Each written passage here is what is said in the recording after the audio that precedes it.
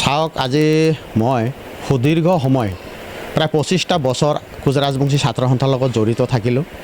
এনেকৈ গৈ গৈ আজি মুখ্য উপদেষ্টালৈকে মই উপবিষ্ট হৈছিলোঁ।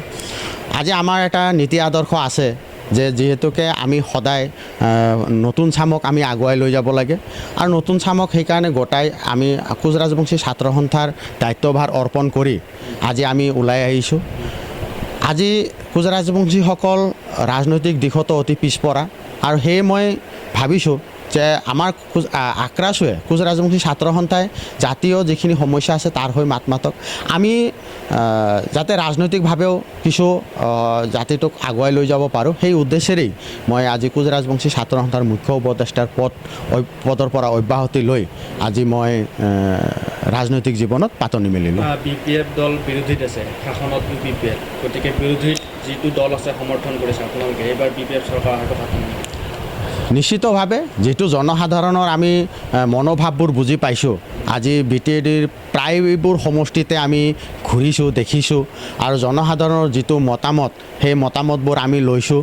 ইয়াৰ পৰাই মানে দেখিবলৈ পোৱা যায় যে এইবাৰ হাগ্ৰামা মহিলাৰীক BTAD ৰাইজে বিচাৰিছে আৰু সেয়ে আমি আশাবাদী এইবাৰ হাগ্ৰামা মহিলাৰ নেতৃত্বত BTADত Bpfৰ চৰকাৰটো হোৱাটো নিশ্চিত বুলি আমি ক'ব পাৰোঁ। BTADৰ প্ৰতিটো সমষ্টিতে প্ৰায় 10-12,000, 8,000 এনেকৈ গৰিষ্ঠ সংখ্যক কোচ ৰাজবংশীমূলৰ ভোট আছে।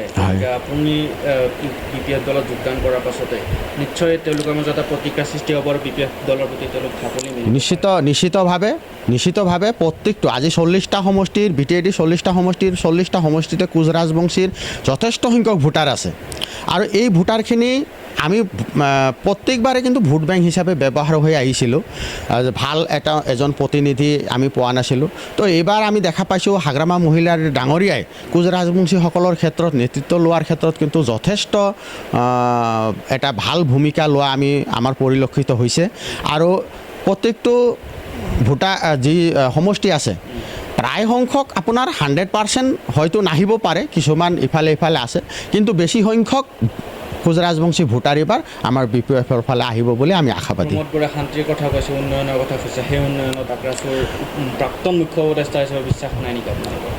চাওক, তেখেতেতো শান্তিৰ কথা কৈছিলে আৰু যোৱাবাৰ তেখেতে আমিও আশাবাদী আছিলোঁ যে BTADত শান্তি আহিব বা শান্তি আহিছে, নোহোৱা বুলি নকওঁ, কিন্তু যিখিনি আহিছিল সেইখিনি যথেষ্ট নহয়। অকল সেইখিনি নহয়, আজি শান্তি বুলি ক'লে অকল যিখিনি অস্ত্ৰ জনজননী বা তেনেকুৱা ধৰণৰ যিবোৰ নোহোৱা হৈছে অকল সেইখিনি নহয়, আজি মানুহৰ পেটত ভোক আছে, সেই ভোকখিনিওতো মাৰিব লাগিব। আজি কোচ ৰাজবংশীৰ লগতে বিভিন্ন জাতি জনগোষ্ঠীৰ লোক আজি BTADত বসবাস কৰে, তেওঁলোকে কিন্তু আজি আৰ্থিকভাৱে তেওঁলোকে উন্নতি হোৱা নাই বা কৰিব পৰা নাই বা তেওঁলোকক তেনেকুৱা ধৰণৰ কৰ্মসংস্থাপনৰ ব্যৱস্থা কিন্তু আজি কৰিব পাৰিছে বুলি আমি দেখিব নাপালোঁ। তো সেইকাৰণে হয়তো BTADৰবাসী ৰাইজৰ মনত এটা বিৰূপ প্ৰক্ৰিয়াৰ সৃষ্টি হৈছে আৰু যাৰ কাৰণে আকৌ পুনৰাই BTADত Bpfৰ চৰকাৰক আনাৰ কাৰণে এটা প্ৰস্তুতি হাতত লোৱা বুলি আমাৰ এটা অনুমান হয়।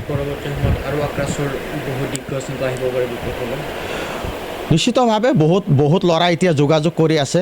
মোৰ লগত যোৱাকালিয়ে প্ৰায় 200 ল'ৰা মানে তাতে আহিলে হয়, জইন কৰিলে হয়, যিহেতুকে হাগ্ৰামা মহিলাৰ ডাঙৰীয়াৰ সময় খুব তাকৰ, এই নিৰ্বাচনৰ সময়ত নিৰ্বাচনৰ প্ৰচাৰ বিভিন্ন জাগাত আছিল আৰু সেইকাৰণে তেওঁলোকক মই লৈ যাব নোৱাৰিলোঁ। কম সময়ৰ ভিতৰত বিভিন্ন ঠাইৰ পৰা আক্ৰাছুৰ আমাৰ প্ৰাক্তন হওক বা সদ্য যিখিনি আছে তেওঁলোকে আমাৰ লগত যোগাযোগ কৰি আছে। নিশ্চিতভাৱে আৰু বহু আমাৰ অকল আক্ৰাছু বুলি নহয়, কোচ ৰাজবংশী সাধাৰণে Bpfত জইন কৰিব বুলি আমাৰ লগত ইতিমধ্যে বহু যোগাযোগ চলি আছে।